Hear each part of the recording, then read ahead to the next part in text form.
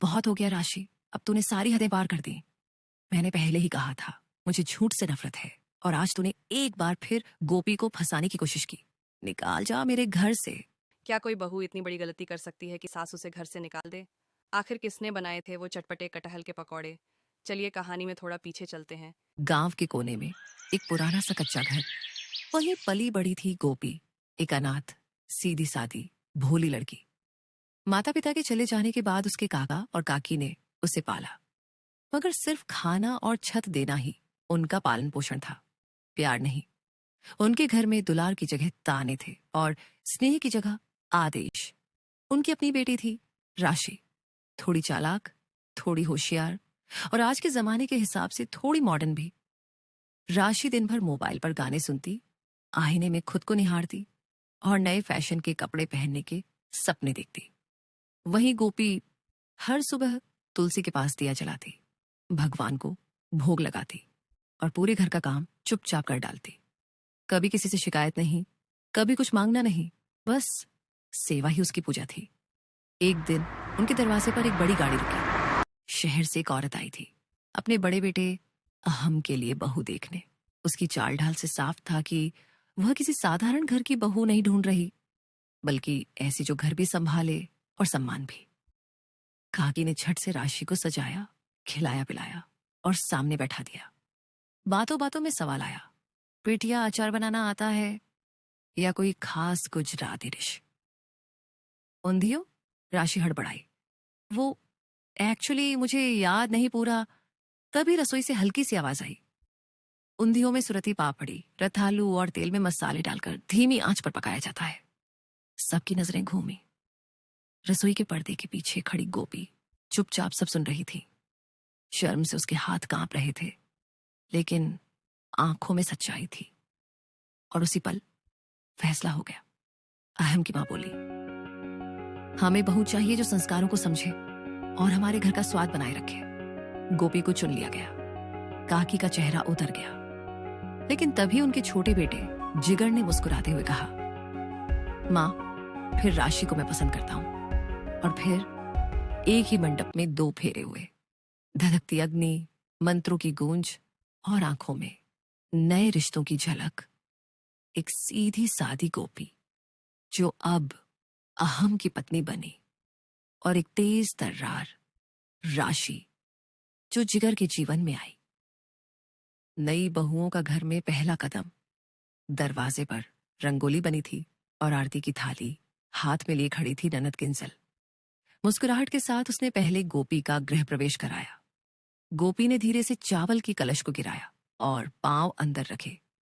उसके पीछे थी राशि, थोड़ा आत्मविश्वास और थोड़ा गुरूर लिए।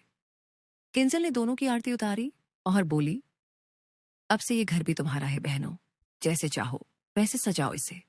सासू मां कोकिला ने भी हल्के से सिर हिलाया और कहा, ठीक से आराम कर लो, कल है पहली रसोई। अगली सुबह गर्म सी रजाई, खिड़की से आती सुनहरी धूप और रसोई से आती धीमी हलचल। सुबह के 6 बजे गोपी उठ चुकी थी। उसने स्नान किया, बालों को गूंथा और धीरे से रसोई में आ गई। गोपी के मन में बस एक ही बात थी, घर का पहला खाना सबको खुश कर देना चाहिए। उसने चुपचाप अपना खास पकवान बनाना शुरू किया। कटहल की टिक्की, मसाले, स्वाद और मेहनत से भरी।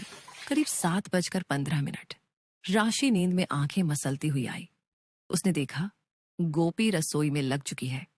अरे, तूने तो शुरुआत भी कर दी। गोपी मुस्कुराई। हाँ दीदी, थोड़ी तैयारी ज्यादा है। राशि ने ज्यादा मेहनत नहीं की, बस एक मीठा सा हलवा जैसा कुछ बनाया, मगर स्वाद हल्का था। फिर उसने कहा, गोपू, तू कह देना कि ये सब हमने मिलकर बनाया है ना। गोपी थोड़ी चुप हुई, मगर सिर हिला दिया। नाश्ते के समय टेबल पर सभी बैठे थे, सास ससुर, ननद किंजल, अहम और जिगर। गोपी ने कांपते हाथों से परोसा, कटहल की गर्मागर्म टिक्कियां, चटनी, पूरी सब्जी और मीठा।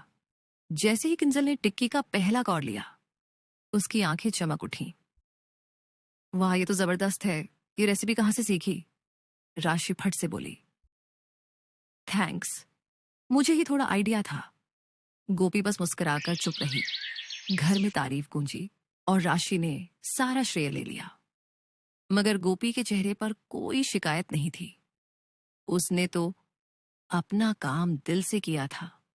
उसकी रसोई उसकी पहचान बननी शुरू हो गई थी।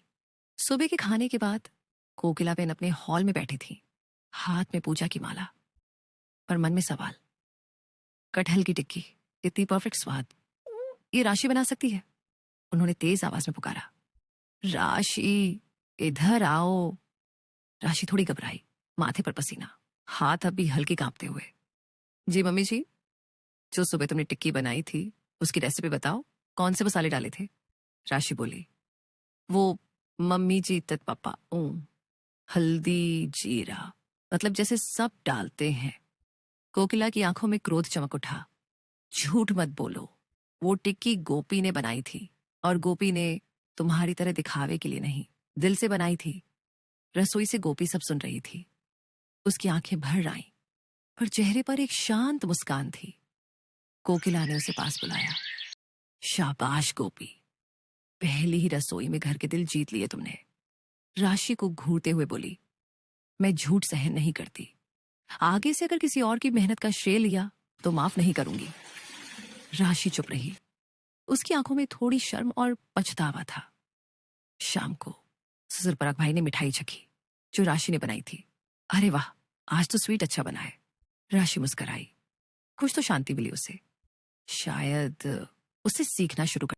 रात के वक्त रसोई में गोपी बर्तन धो रही थी। राशि गुनगुनाते हुए अंदर आई, हाथ में फोन और घड़ी। ओ गोपी, मैं जरा वीडियो बना रही थी, देखना कितने व्यूज आएंगे। अचानक उसका हाथ बर्तन के स्टैंड से टकराया। एक बड़ी स्टील की थाली गिरकर 2 टुकड़े में टूट गई। राशि घबरा गई। अरे बाप रे, मम्मी जी मार डालेगी। गोपी तो बोल देना ना कि तूने गिराई। गोपी कुछ कहती उससे पहले ही कोकिला दरवाजे पर खड़ी थी। उनकी आंखें लाल, स्वर सख्त। बस बहुत हो गया राशि, अब तूने सारी हदें पार कर दी। मैंने पहले ही कहा था, मुझे झूठ से नफरत है, और आज तूने एक बार फिर गोपी को फंसाने की कोशिश की। निकाल जा मेरे घर से, अभी के अभी। राशि चुप। उसकी आंखें भर आईं, हाथ कांपने लगे।